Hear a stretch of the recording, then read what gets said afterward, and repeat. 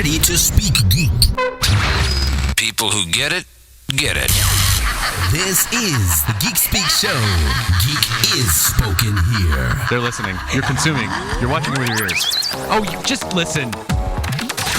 This is the Geek Speak Show, featuring Henry San Miguel, Rachel Rosselli, and Joel Chapetana, and interviews with the movers and shakers in geek culture. Hi, I'm Chris Hardwick. Hey, this is Todd McFarlane. I'm Ralph Bakshi. Hi, this is Tara Platt. And this is Yuri Lowenthal. I'm Zach Whedon. Let's Speak Geek with Henry, Rachel, and Joel. Where's Rachel? She is actually funny you mentioned that. She sounds really manly today.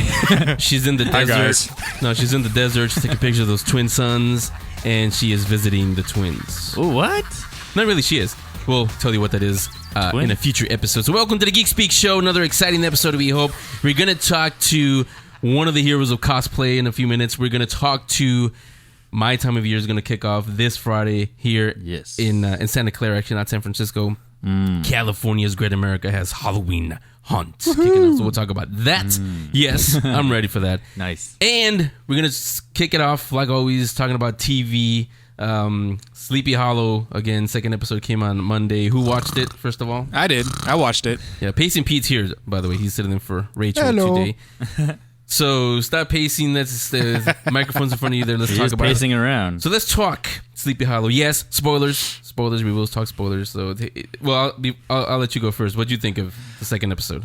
I actually enjoyed it probably more than the first one. And maybe part of that is because I'm not a big fan of Orlando Jones on the show. I think his character's kind Orlando of like... Jones is in that Yeah, show? he plays this kind of like tough guy. 7-Up guy? Yeah, basically. And it's in like, a suit. And it's just, he's kind of annoying, but he's that stereotypical character in a show like this where he does everything by the book and it's got to be this and that and whatever. And then you got our main characters who are neck deep in what's going on. Well, he's no Sasha Roy's.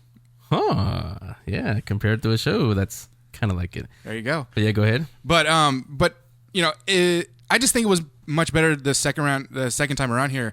It expands on the whole Four Horsemen thing, which I think is a really cool take on the Sleepy Hollow mytho because usually it's just what? Yeah, it's not just in the original in the old story it's just confined to just the town and then Ichabod Crane. The Horseman is one of the he's one of the Four Horsemen of the apocalypse, and I thought that's really cool.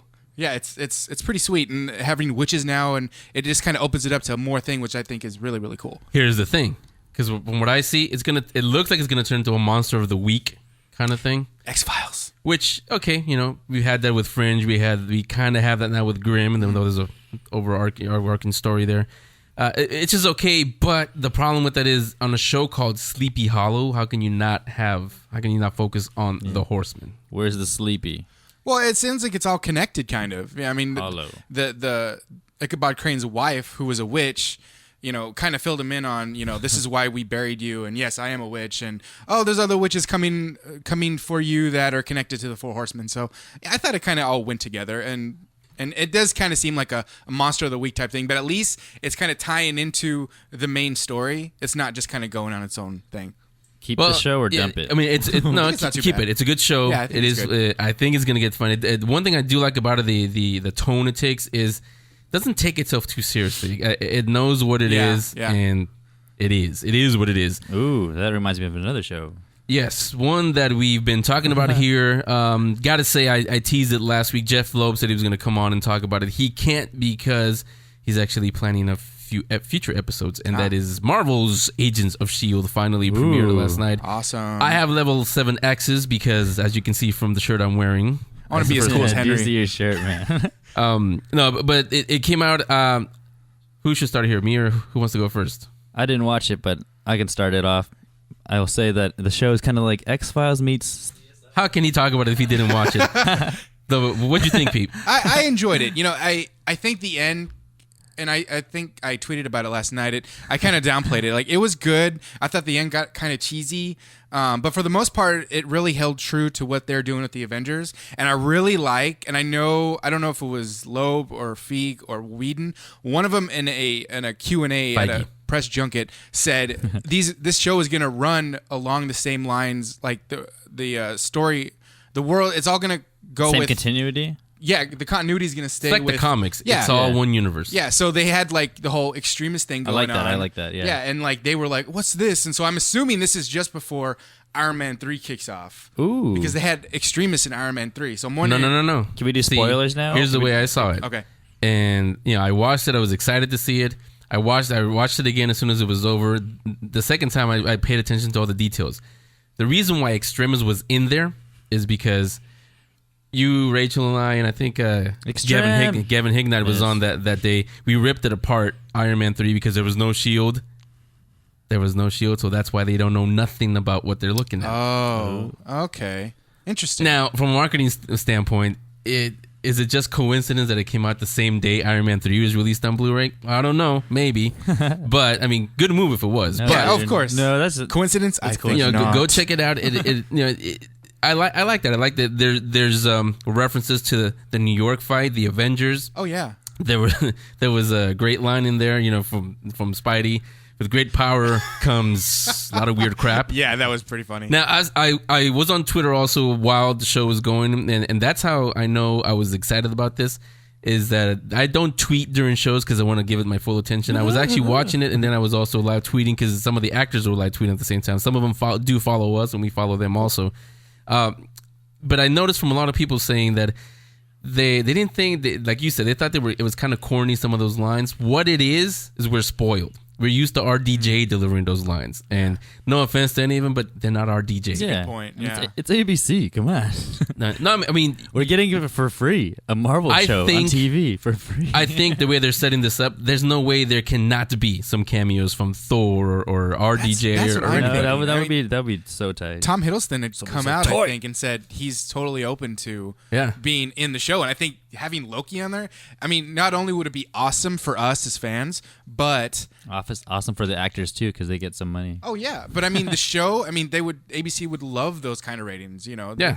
I mean, that's just... Well, I haven't awesome. checked. I don't know if you guys know. I haven't checked the ratings, how it did. I'm assuming it did phenomenally well. I haven't checked either. Yeah. Yeah, so I would assume it's good. We'll check on that. I'm sure it did. I mean, yeah, and also, like, on-demand views also, because I'm going to watch it on demand. A lot of... Well, go on abc.com. That's where actually it is right now. Is that where it is? But the pacing was perfect. No pun intended there. pun intended. But the pacing was perfect. It had no slow moments at all. There's character development, but while car chase or you're fighting or something, that's the character development, and it's good. I mean, again, I judge things by my son's reaction, by a 10-year-old's reaction. If he stays glued to the set, it's a good thing. He stayed glued to the whole thing. For your research, the characters I liked all of them. The only ones, and I saw a lot of people on the internets saying the same thing, so I know it wasn't just me. Fitz and Simmons, they're kind of annoying.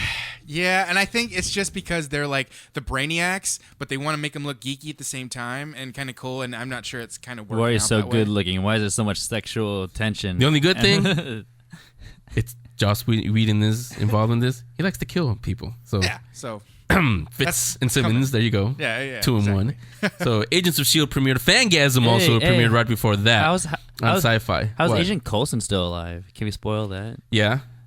Like how? He was in Tahiti. Yeah, he was chilling. What? Drinking, Fury sent him to Tahiti. Yes. And basically, they sent him to the hospital, and then he got better, and then they sent him to Tahiti, and he was chilling out there getting drunk and having a good time. But, So and you can tell. So he survived Loki's... He survived. Oh, okay. Yeah, he survived as a Guardian Mussolini Yeah. stabbing him with that glow stick. He got shanked with the... But something. it's going to be, obviously, it's going to be one of the biggest mysteries in this show. It's going to be running through the whole thing. They say it right as soon as he goes. I got to say also, Clark Gregg, or whoever came up with this, great intro, the Coulson. Oh, yeah. That was awesome. He just comes out of the shadows. Here I am. I was like, hey, light bulb was out. Couldn't help myself. It's kind of dark in this corner. I'm not going to lie. I saw him, and I was just like, hands in the air. Yeah. Yes, it's Coulson. I'm telling you, if you were at Comic-Con, I don't know if you got in the panel because there was a huge line for it, but I need that T-shirt that Jeff Lowe was wearing, Coulson Lives. Yeah, I saw that. Yeah, that was pretty awesome. Yeah, I need to have that to go along with the one I'm wearing right now. So we're happy with it. There's it's kind of like the Avengers. One little complaint, but other than that, like the Avengers, I have nothing to complain about. I was happy. I was smiling through the whole thing, and I watched it a second time. I was smiling even more. Like I said, Fangasm premiered right before that on Sci-Fi. That's taking the place of Heroes of Cosplay. Fangasm is sort of a reality show. and it follows, what was it, 4 or 5 or 6, I think, geeks, and they're actually interns with Stan Lee's Kamikaze. So they have them do a lot of goofy things, like one of them was they were gonna get to meet George Takei. Oh my! But they had to hold a laser gun. Just hold it up as long as they could. One of them went for like so it's competition to meet him. No, some of them were real geeks. 2 minutes. Oh, I can't do this anymore. They just gave up. One of them tries to be like Miles Dyson in Terminator 2. One of them tries to be like Joel. Actually, reminded me of Joel. Tried to be the cool kid. One talking about hot girl was the first one to go out, and he was thinking in his head, the losers corner looks pretty good. I'm gonna just lose just because I'm gonna go over there. Oh my gosh, that's hilarious. And then he goes over there. Sounds pretty cool. She didn't pay attention to him. So and George Takei came on at the end. It's goofy. You get to meet him, but I gotta say, probably because it was been happening in my life recently, but they got me even. That I teared up a little at the end because one of them, and Andrew, he's the super geek. I'll call him that.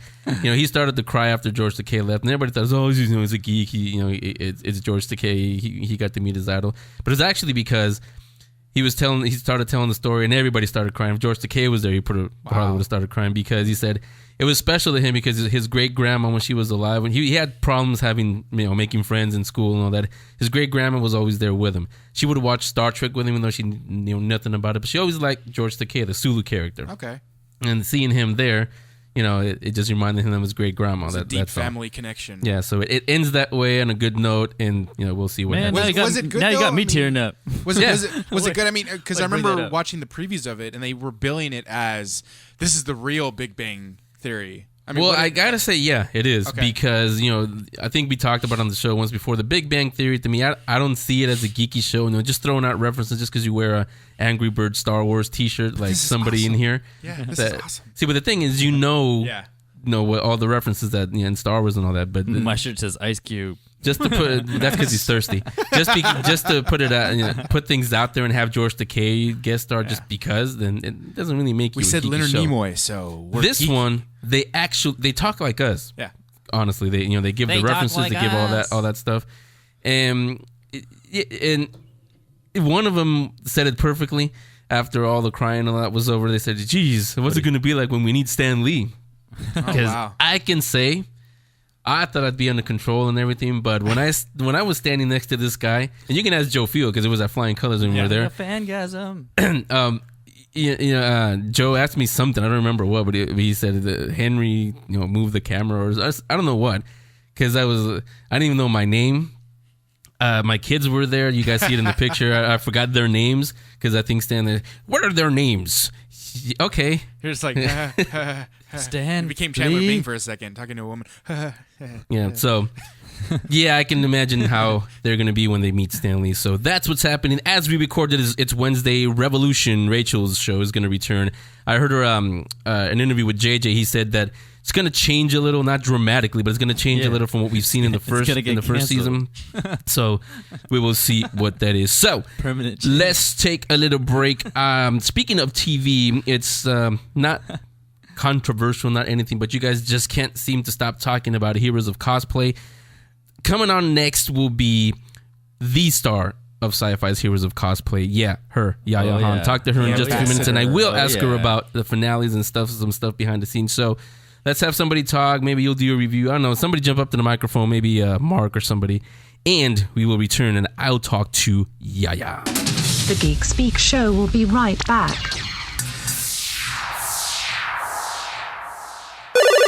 Toys for you and your iMachine. Bits and Pixels with Mark Dorris. Grand Theft Auto 5. Have you heard of it? Little old title by Rockstar North and Rockstar Studios. Well, it's made over $1 billion, and that's only within the first 3 days of its release. Of that, $800 million was earned just in the first 16 hours alone. Now, even with all that cash they've made, that hasn't stopped Rockstar Studios from having its own issues. Their online community, the Social Club, has returning errors to users who try to log in to an existing account, or even those who try to create a new one, such as a non-existing account, unable to verify information, server down, things like that. Some updates have patched most of these issues, so a lot of users are actually seeing that they can get into it and continue about their business, no problem. But some users are still facing those issues.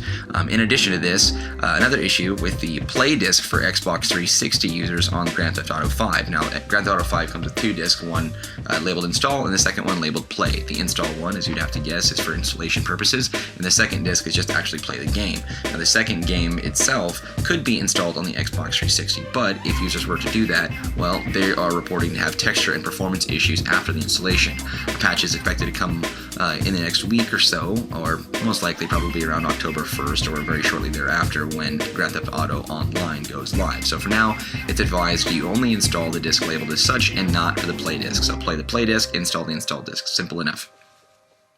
An English trailer for Metal Gear Solid 5 is starting to make its rounds. The roughly 10th primary game in the storyline featuring Solid Snake will be voiced by Kiefer Sutherland this time around. Now, this is the first time, roughly, let's say, the first time that David Hayter will not be voicing the character since 1998. Most of the games and all the primary appearances that Snake has made were all voiced by David Hayter in the English versions, but Kiefer Sutherland will be taking over the reins of the voice for this game. Now, this game is going to be taking place, I believe, about 4th or so in this series, in 1975 for the prologue, and then 1985. So the timeline, it fits right about in there. This game, which will be released on current gen and next gen consoles as well as PC, has yet to receive a release date, but that should be expected shortly to follow. Now, you guys are never going to guess who I ran into the other day. Brian Tyler, he's a famous composer. I ran into his mother while shopping the other day. We started talking, actually, and we had a conversation for nearly an hour about her son and all the work he's doing.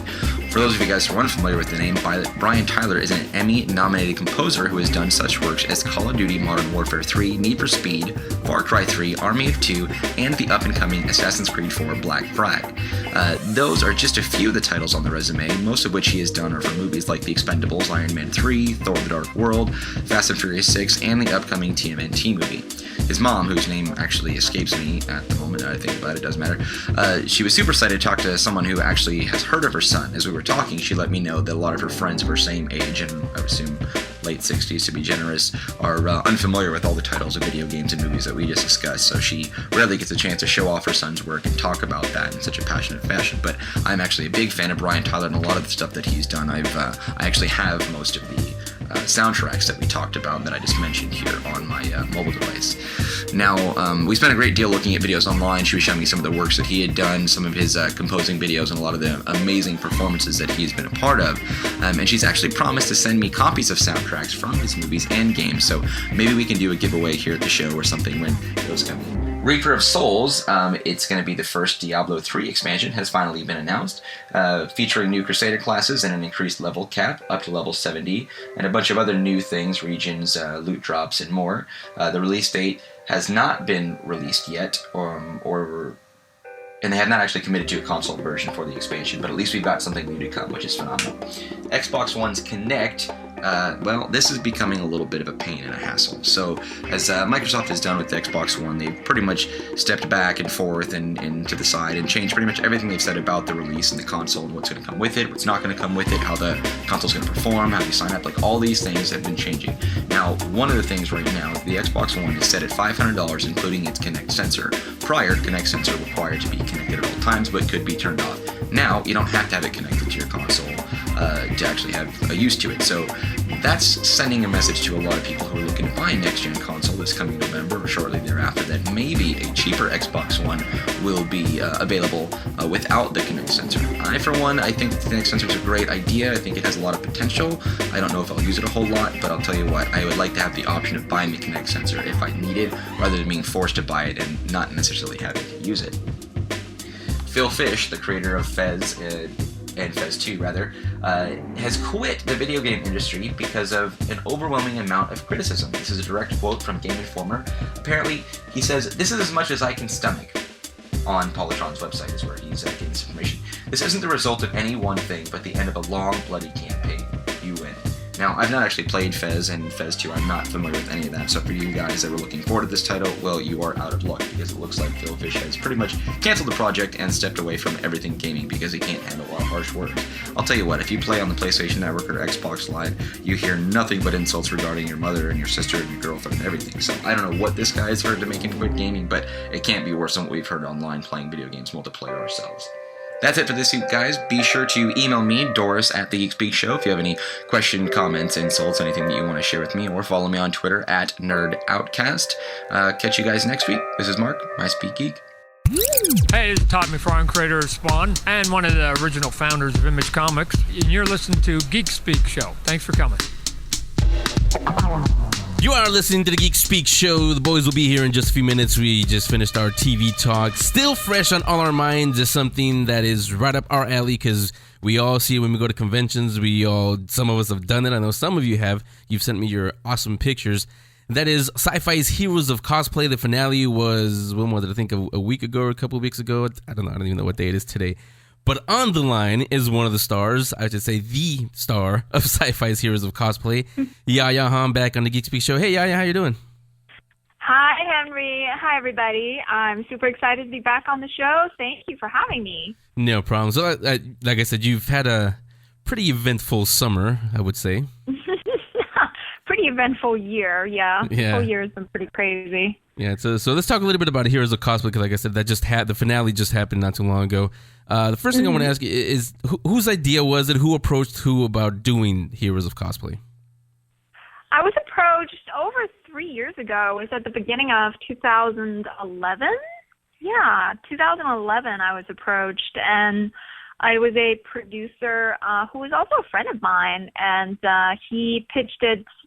He actually just pitched a show about, what I do in my crazy little world of convention traveling and making costumes, and pitched it to a small production company that then got sort of passed around and developed slowly into a cosplay show featuring multiple cosplayers, going to conventions, and then when they heard about that their contest, they're like, "Ooh, well, yeah, contest. Hey, that's something America can relate to.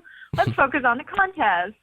And finally, it ended up at Sci-Fi, and there has been, some waiting periods to figure out if the network can, support a show with a brand new topic like cosplay.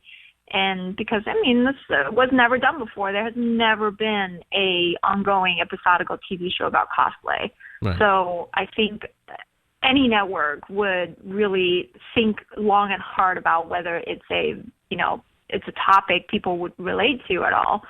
So finally, in January, things were finalized, and then we started talking about the actual filming schedules.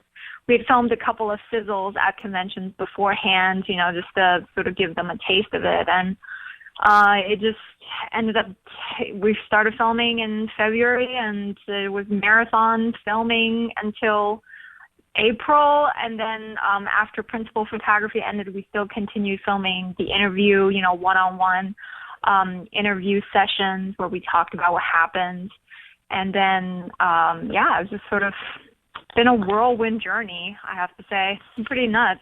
Yeah, I know that feeling. Also, you were saying that that networks were kind of hesitant, like, okay, what is this about?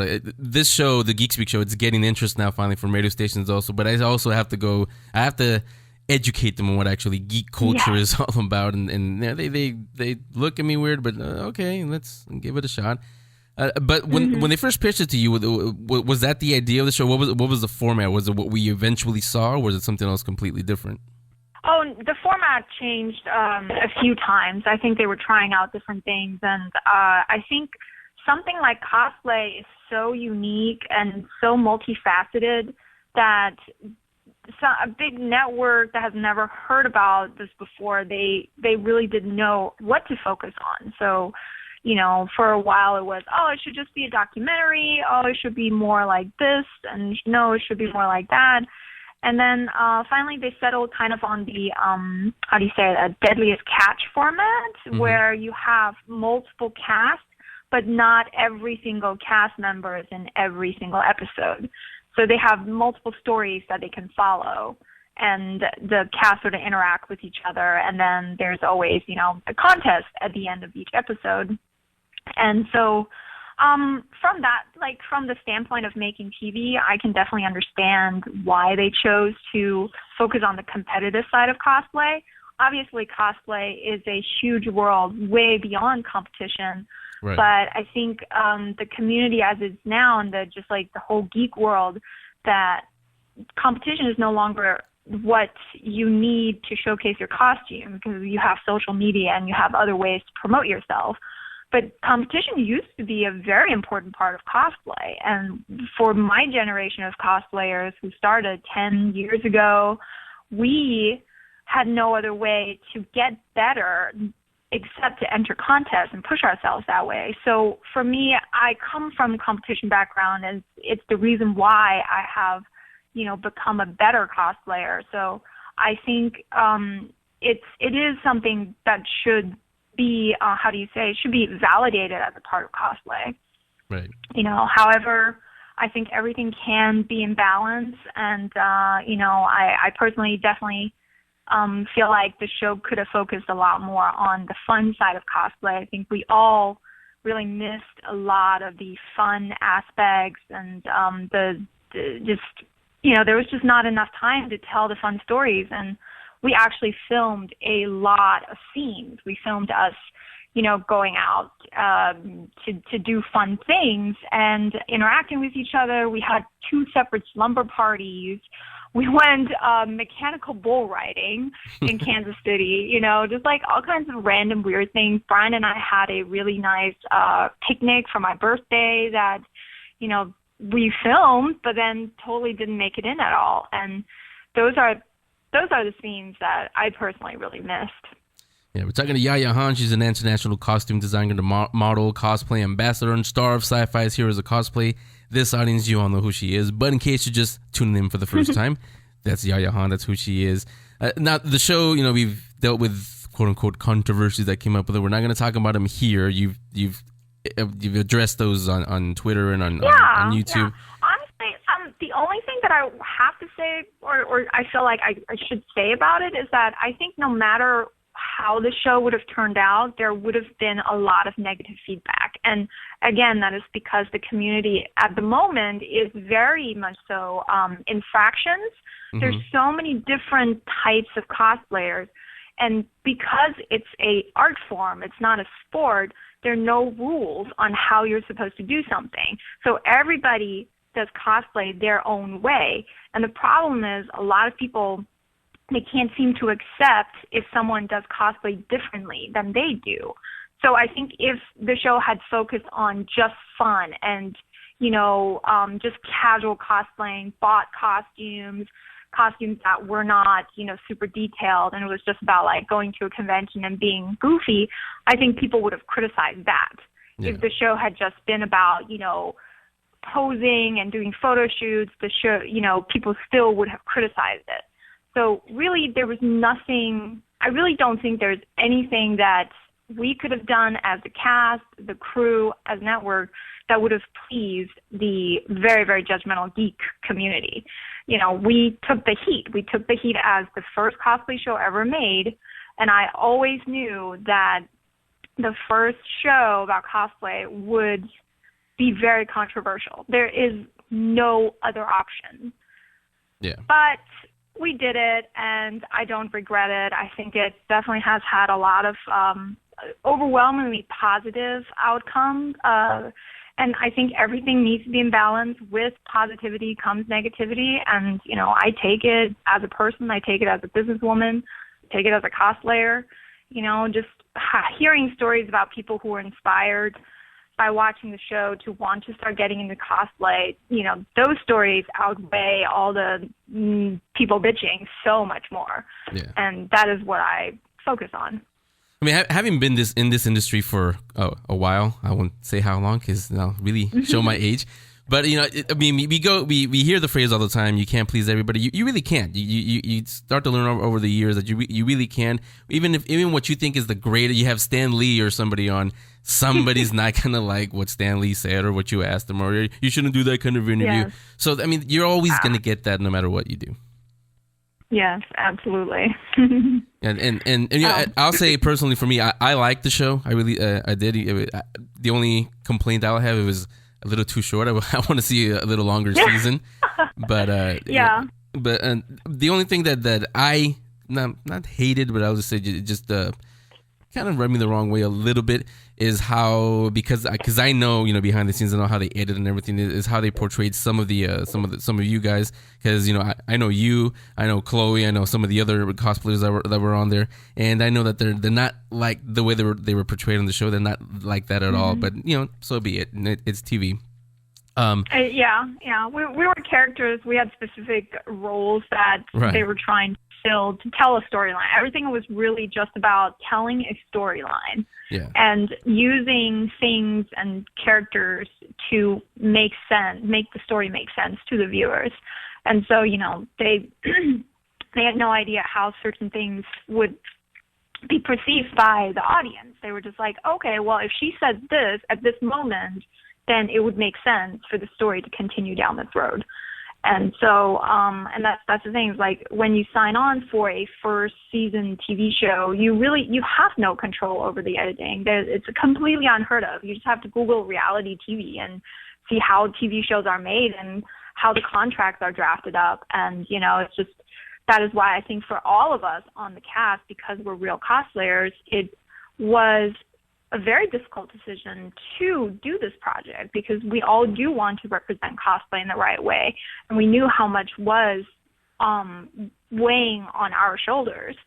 So it's like all I can continue doing, all any of us can continue doing, is just spread the message and try to keep inspiring people and keep motivating people and keep making good costumes. The show has been a life experience for all of us, but it's not going to change our lives. It's not going to totally define who we are. We're, a lot more than just this show. And so that's what I've been just sort of telling people, is like, if you really want to get to know us and who we are, then you have to interact with us at cons. You have to see what we post about daily, not just, what you see for a minute on TV. And sort of get an idea of who we are. So, yeah. Yeah, and the other thing is, when I teased that Yaya's returning to the show, we got flooded with tweets and questions for you. So if you don't mind, I'm going to ask you a few of them right now. Yes, absolutely. So the first one comes from @GWWCapes. That's our friends over at the Geeks with Wives and Capes podcast. Mm-hmm. They want to know, I think what we all want to know is, will we be getting a season 2, and has there been any talk about tweaking the format? We have absolutely no idea. Obviously, all of us on the cast, we feel like we have a lot more to share, a lot more to say, especially with how this season was presented. I think all of us would love to tell our own stories more, tell people more about cosplay, and really share how we feel about it.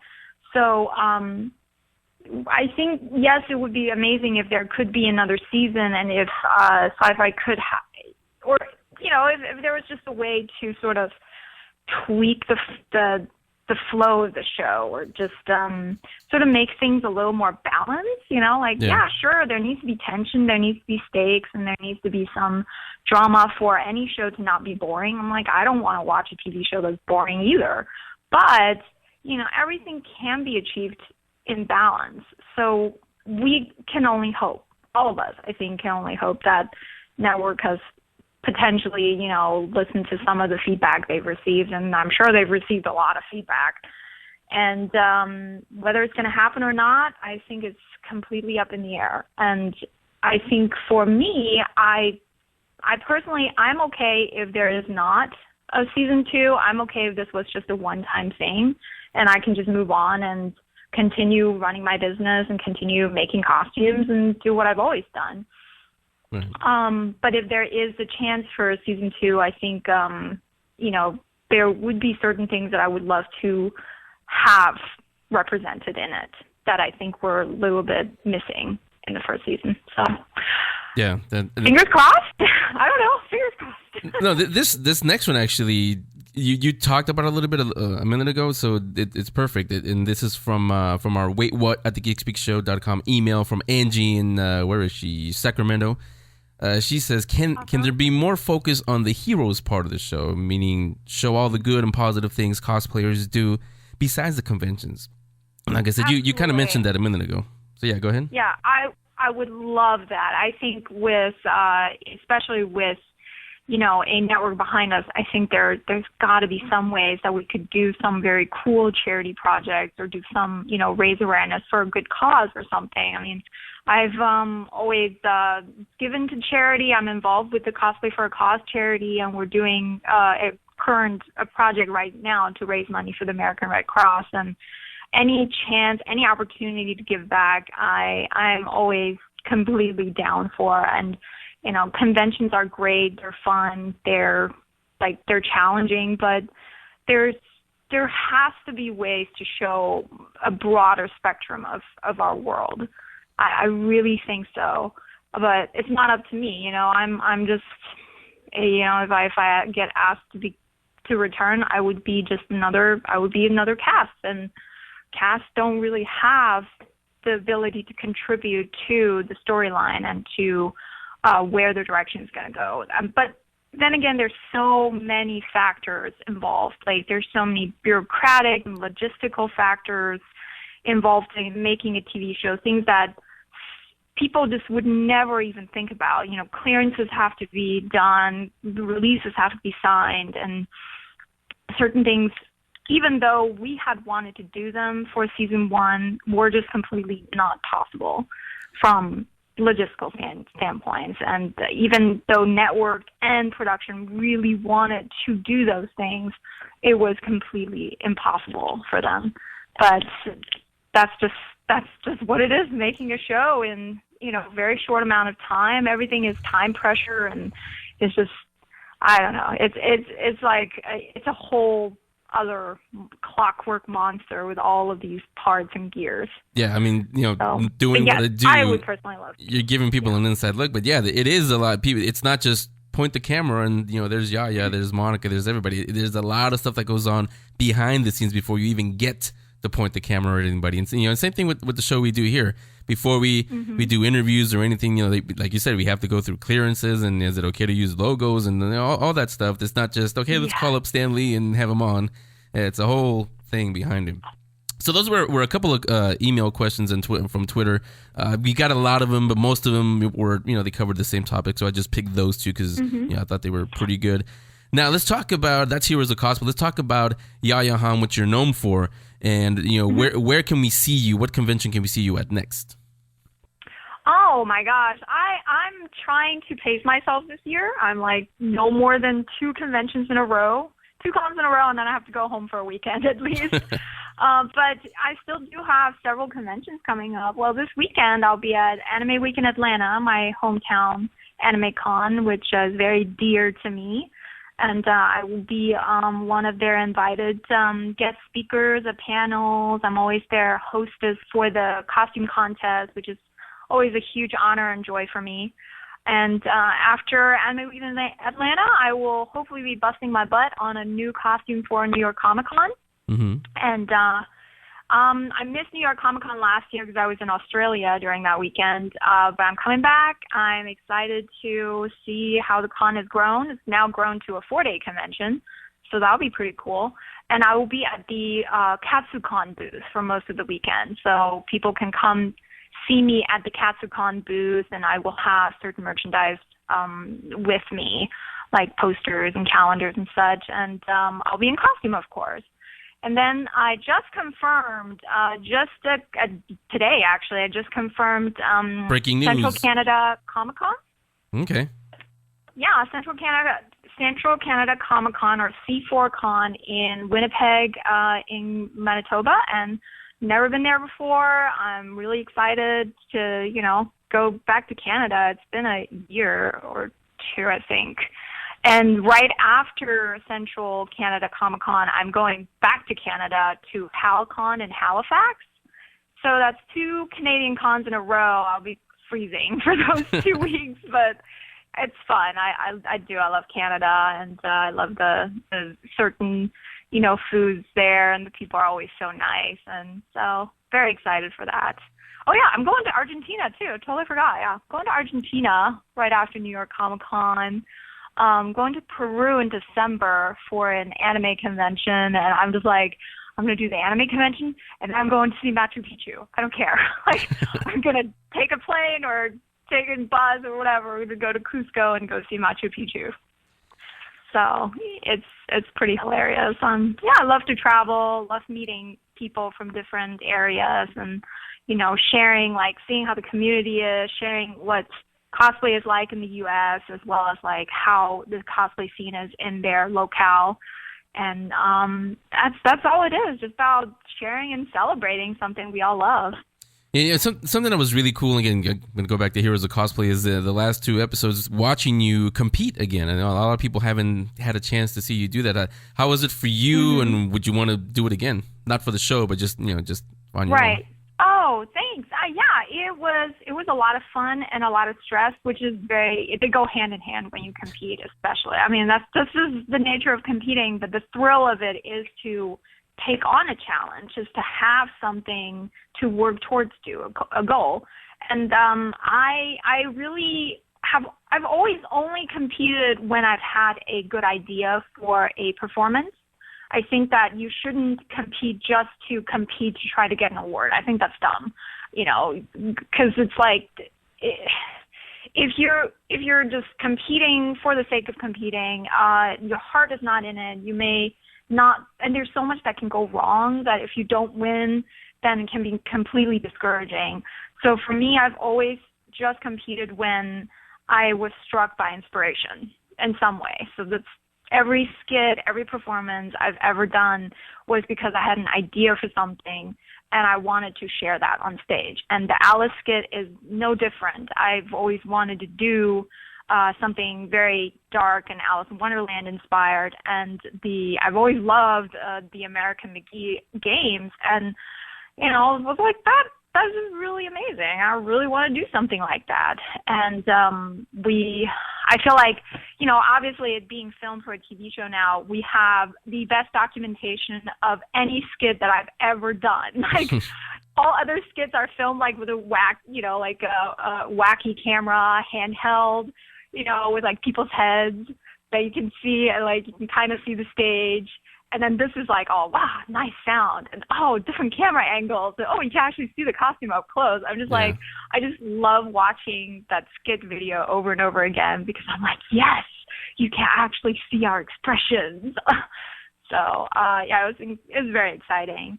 If in the future I have another idea for a skit, I would love to create it again. However, I'm not sure if I would want to enter as a competitor again, because I think if all I want to do is just go on stage and act out a cool performance, then I would rather just enter as an exhibition skit where it's not part of the judging. It's just part of maybe the halftime show, could be like the opening of the competition or something, just where it's just a chance to go on stage for fun without entering in the contest.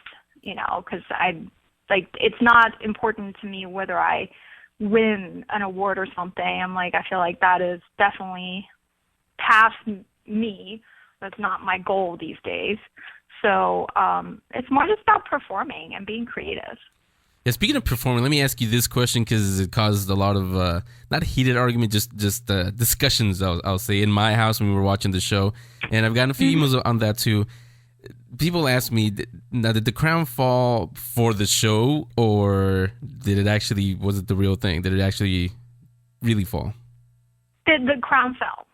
The crown did fall. But, and it's like, I'll talk about it because you can actually see a video that someone just randomly from the audience took in Kansas City. Mm-hmm. And everybody in Kansas City who watched the show, they know what happened is, Sci-Fi asked if every skit could do the skit twice, so that they can, for the first time when you do the skit, they can have just the overhead crane camera recording everything, and cameras from off the stage recording from different angles. And then when you did the skit the second time, immediately go back and do it the second time. Then they could actually have a cameraman on stage filming close-ups. And that makes sense from a TV making standpoint, and I think it definitely added to the production value of the skits and the way they were able to actually show all the close-ups and the expressions and such. But of course, for the audience, it was like, all right, now we have to watch every skit twice. Yeah. So in our case, the first time we went on, my crown fell. It indeed fell. And with those crazy meaty sausage hands, I actually could not get it back on my head. So I just kind of struggled with it. I tried to get it back on my head, but then Ricky stabbed me, and the skit was over. So then immediately when we set up for the second run of the skit, I didn't whip my head so dramatically, so the crown stayed on the entire time.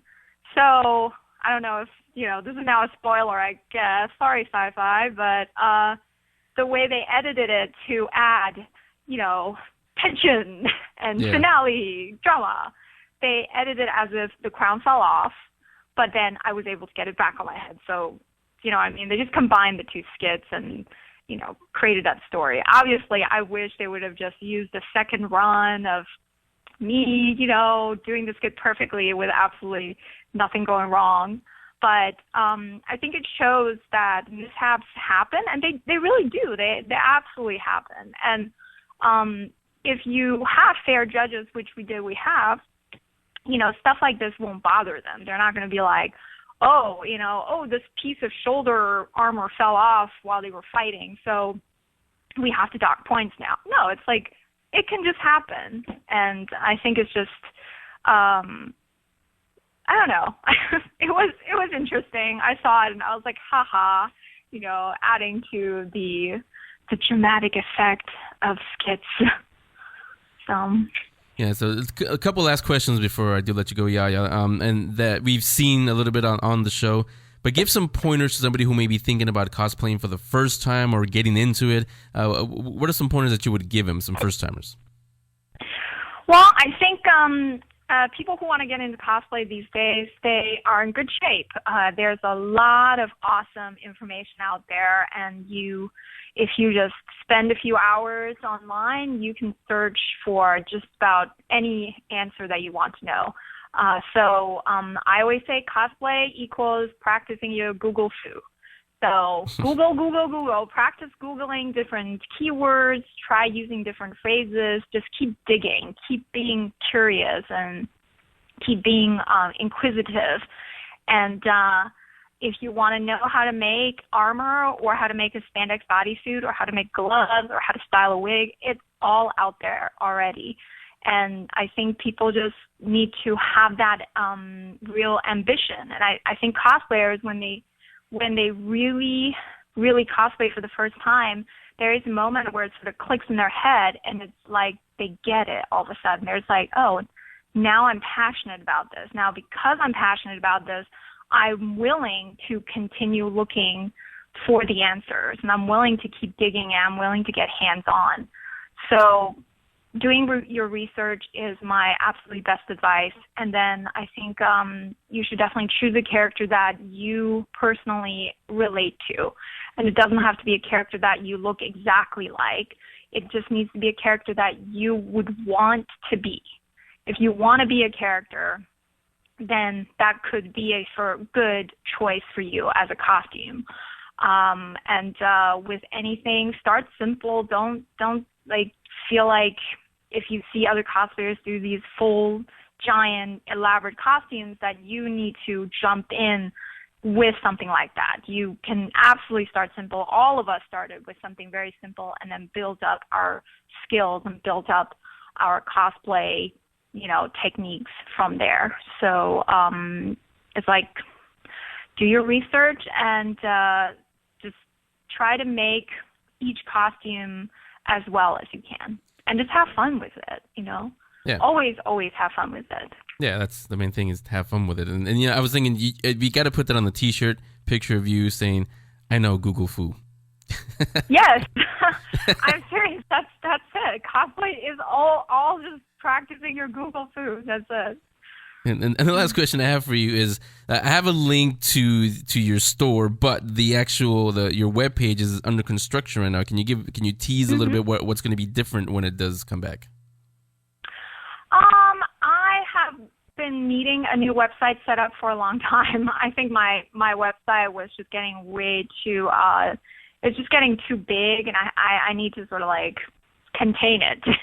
I've done too much to put every single picture that I have online. So now I'm like condensing it down. And yeah, I just wanted a sleeker navigation, and I have a design team working on it for me right now, and they actually have not given me an update in a while. So I would like to personally see how the website's going to look before it goes live. Yeah. But hopefully it's going to be a very easy to follow page where you can just like click on the galleries and immediately see the different things that I've done. And that's really all it is. I just want a site where I can inform people of what I do, and also I want to do certain things like tutorials, more videos, more helpful hints and such. So all of that, of course, takes time. So I am working on all of that now. I started posting some tips and tricks as notes on Facebook, and I'll be continuing writing those and making some tutorial videos as well. Yeah, I mean, we did the same. We redid our website because it was just getting too cluttered. And it's not that we're lazy and we don't do anything. It's just that we're doing so many things that we just gotta make more space. Because I was getting emails from people saying, there's so many cool events and things that you have on there, but I can't find the podcast. Where's the podcast? So I made it easy for people to click here. Here's the play, and then events and everything else has its own page. So that's probably what's gonna end up happening with yours too. Is what I'm hearing from you. Yeah, I'm hopeful. Yeah. Gotta be hopeful on everything. Yeah, so attitude is everything. Right. Yeah, it's Yaya Han. She's costume designer, model, cosplay ambassador, star of Sci-Fi's Heroes of Cosplay. Hopefully comes back for a second and longer season this time, like I said. Yaya, thanks a lot for taking the time. You're welcome back anytime, and we will talk to you later. Thank you so much, Henry. Thanks, everyone, and I hope I can talk to you guys real soon on the Geek CBC show. So take care. Okay, thanks, Yaya. Bye.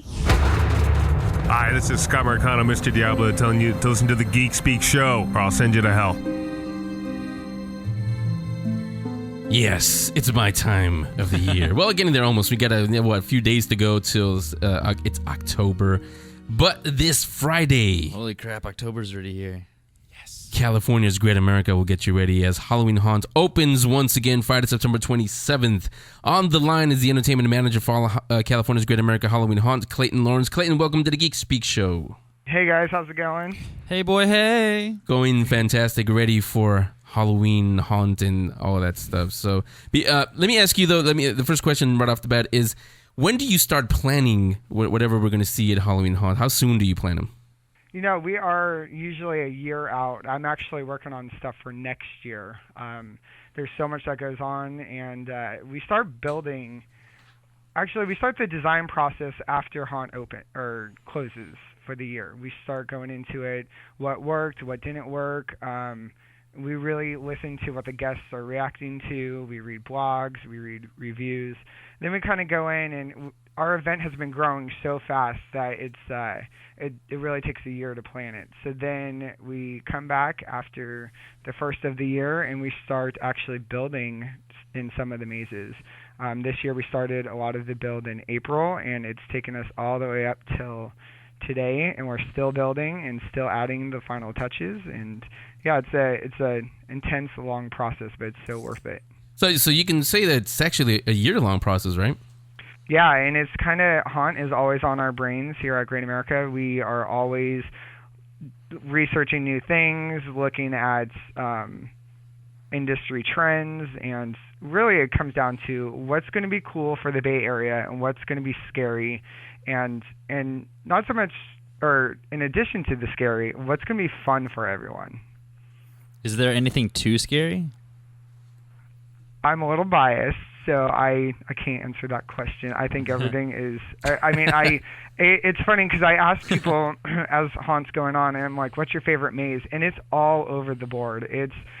We have 8 mazes this year, and last year we had 7, and it was all over. There were mazes that surprised me, and it was just funny to hear the reaction by everyone. How do you decide what scenes to include? We start with a storyboard. Every maze has a story to tell, and sometimes the guests recognize the story right away, and sometimes it's a little more subtle. But in the design process, the story helps us with the costuming and the room layouts and the designs. This year we have Zombie High School. It's brand new for us, and it's been fun to design because it's kind of taken me back to my high school days, and we started just storyboarding. So we have a high school name. We're calling it Bayside High School because of Saved by the Bell. Nice. Nice. Then we're like, okay, what's the most random mascot out in the world? And we're like, how about a turtle? Because I've never heard a high school be called the Turtles. So you walk in and it looks cute, and then you turn the corner and you're greeted by just blood everywhere, and zombies have ravaged through this high school. And so the process has been really fun, and basically we took iconic rooms that you would recognize. So we have a library, and we have the science class, chemistry. We have a gym a gymnasium where there's a prom going on, and it sounds like Saved by the Bell to me. Yeah, we just look for things that make sense in a maze. We have our slaughterhouse, and that was just when we designed that back in 2008. It was how bloody and gutty could we make it.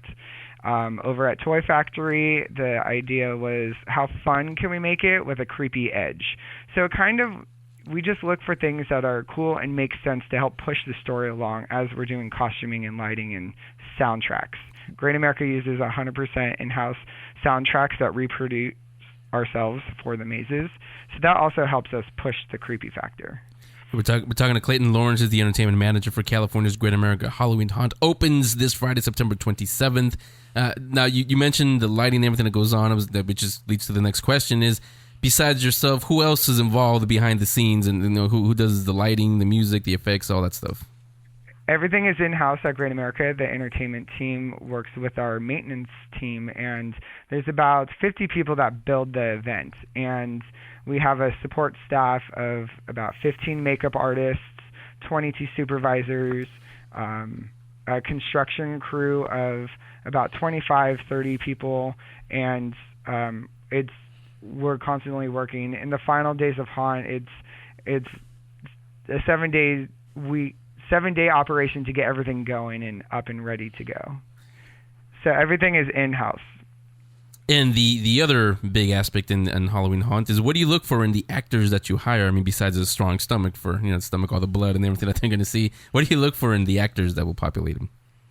Yeah, when we hire everyone, we look for a personality, and we take everyone, and it's not really, you don't need to have a detailed acting background, but we look for people that understand the event and just want to have fun scaring people. And it's funny because it's not hard to find people that way. And we put them through a scare school. We hire them, put a costume, we give them a character, and then they go through a scare school.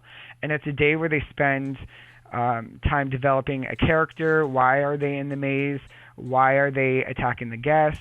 Or some of them are victims. And why are they a victim? What are they running from? And just all sorts of things like that. So we take everyone on, and then we train them. And then by the end of Haunt, they're like Haunt experts. And we get so many returners every year. We call them veterans. And then the next year we bring in the rookies or the fresh blood. Do they get a degree at a scare school? No, but you know what? That's a good idea. We should make a diploma. Certificate. Well, like without spoiling anything, like what can we expect from a Halloween Haunt? Haunt this year, if you're a returner, we've upped our game a lot. This year we've added a lot of detailed scenery. The biggest thing this year is we've added 2 mazes. And we've added a brand new Haunt ice show. It's never been done in our company before, and this show is incredible. It has aerialists and contortionists and ice skaters, and it's a really good production show.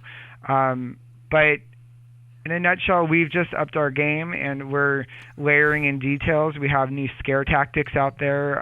I'll just say that we have some bungee performers out there. So I think in one word this year, it's details. That's awesome, Clayton. Now it opens this Friday. What are the dates, and where can you tell everyone to find tickets at?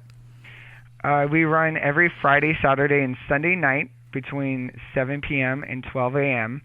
And it's from September 27th through October 27th. And you can find tickets at cagreatamerica.com/haunt. Tickets online are as low as $27.99.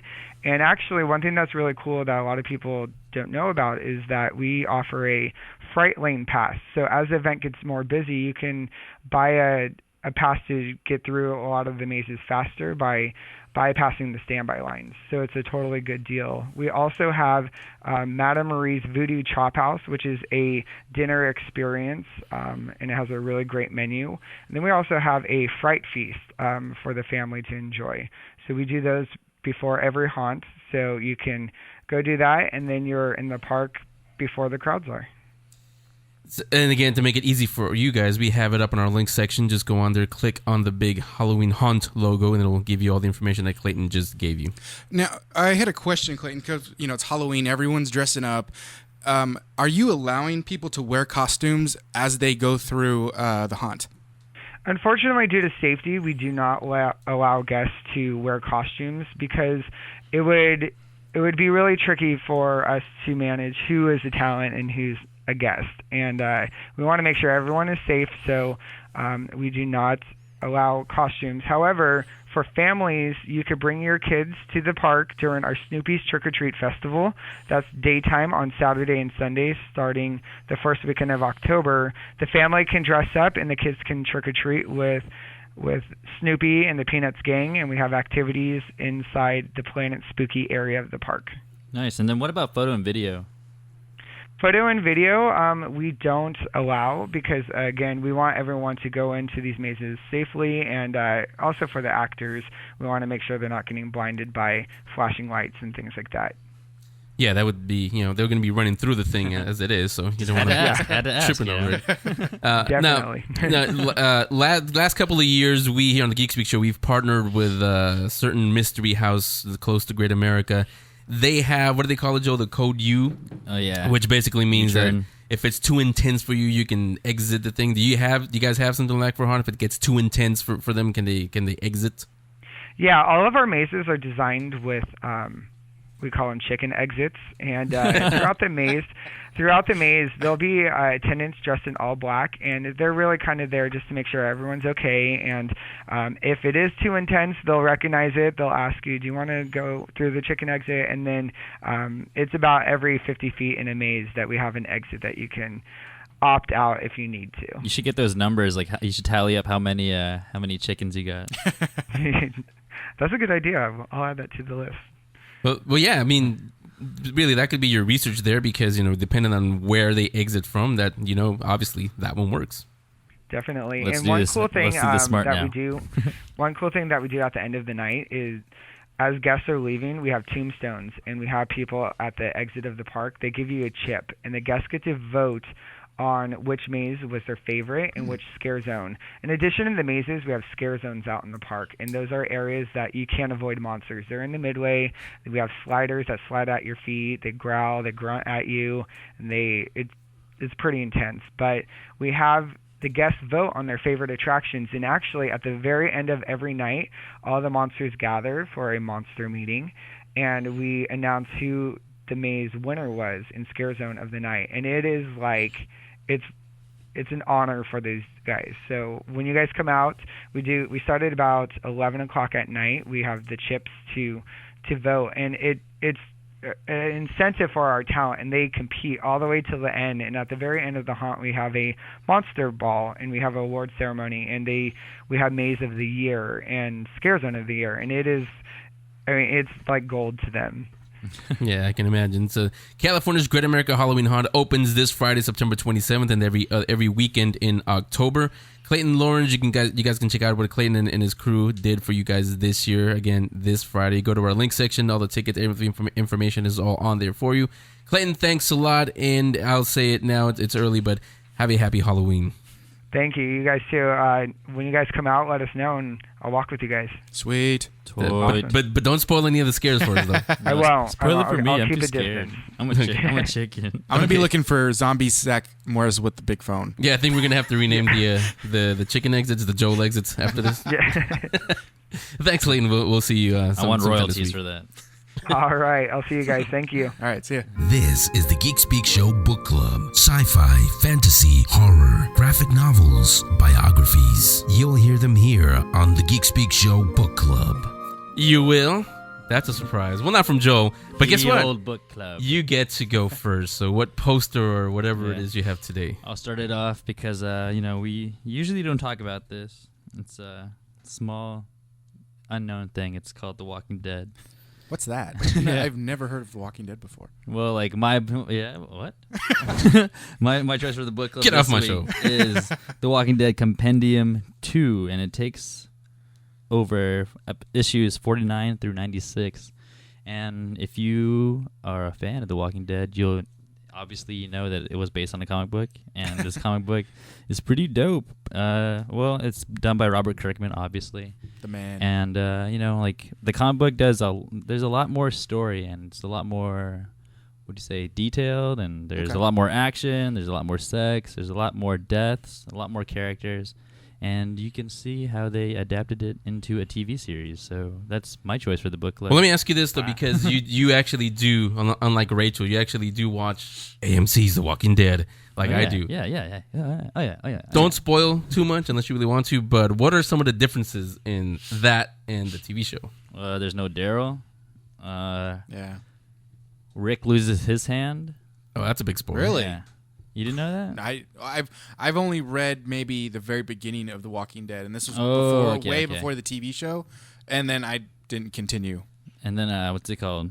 Well, spoiler alert, because there's a hint that we may see that this season. Really? On TV. Oh wow. That's all I'll say. Makes me want to just keep spoiling, but don't do it. Well, that's your coffee. Don't spoil that. Liquid and electronics don't kind of mix. It makes sense to me. So what is it again? The Walking Dead what? Compendium 2. Compendium. So pretty much issues 49 through 96. And that's how I read the back of a book. Pete, what do you have? I brought in a couple, but are both tied to the same story arc, and that's Superman Earth 1, Volume 1 and 2. I just got Volume 2 not that long ago. I got Volume 1 mainly because I had read reports that when they were making Man of Steel, this was the story, not they weren't completely taking it. Not panel for panel. Not pound for, yeah, exactly. But a lot of it is similar to what they did in the movie.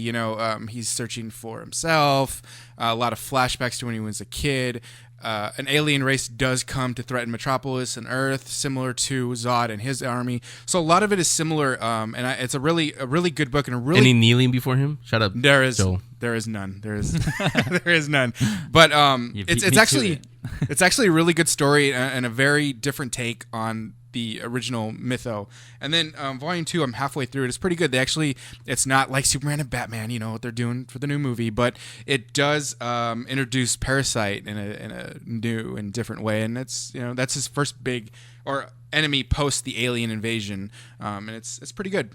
Is your was it autographed? Yeah, actually, when I was at Comic-Con, the penciler Shane Davis, he drew this super cool S, and then he right in front of me just did it real quick and then signed it, and that was super awesome. So that's why Joel wants to borrow it. That makes sense. He just might not get it back, but he wants to borrow it anyway. eBay. Never gonna see Joel again. So mine actually, since we just talked to the California's Great America, their Halloween Haunts kicks off this Friday. Got me in the mood for my time of year, which is coming up. Nancy Hernandez and the Black Widows. This is a graphic novel done by a friend of the show's, Scott Marcano. You all know him as Mr. Diablo. Graphic novel week. Pretty good. And also he's talked about, I think it's time, where's producer Angels? It's time to get him back on because this is going to be a movie. Ooh. And Danny Trejo's in it and a couple of the people that we like. Machete. Yeah, he's not going to be that here. He's actually going to play a pretty interesting role, I'll put it that way, in this movie. He also has Tony Todd is going to be in that. He goes a little out of character from what we're used to seeing him as. So Nancy Hernandez and the Black Widows, just called the Black Widows. That's what Scott said the last time he was on, unless they change it, because movie people always change stuff around because they know what they're doing and we don't, even though we wrote the thing. But this is the where it came from before it becomes a movie. Nancy Hernandez and the Black Widows. It's been out for a while. You can go on his website. I forget what it is, but I'll put a link up on our book club section. And so that is also the show. A lot of people today talked Heroes of Cosplay, talked S.H.I.E.L.D, talked to Stan Lee's, talked to all kinds of stuff today. So much fun. We talked too, remember? What do we do for an encore? I don't know. Halloween? I can tell by your... Let's ask Pete. What it is actually... Well, yeah, like it's going to be October the next time you all hear us. So, no, that's the tame holiday. So that I will kick off the scaring season, Rachel and Joel's favorite season around here. Don't look at Pete. That's what causes that reaction. But I'll just tell you guys, we will tell you guys where to go if you want to be scared as we say sometimes. If you want to do that, we'll tell you what to do here in the Bay Area, the other side of the coast, the middle of the country, all over the place. Go to Hunters Point. Or it could be just that shadow behind you. That's your mom, you? Actually, no. Is there somebody? So, as we say every week, come on back next week and we will speak more geek. Bye. Henry and the gang will return next week with an all-new episode. The Geek Speak Show is powered by GeekTyrant.com, Mightyville.com, RamasScreen.com, Zergnet.com, and Collider.com. Make sure you're subscribed on iTunes, follow them on Twitter at Geek Speak Show 1, become a fan on Facebook, and watch event coverage on YouTube/Geek Speak videos. See you next week. Cheerio. The Geek Speak Show.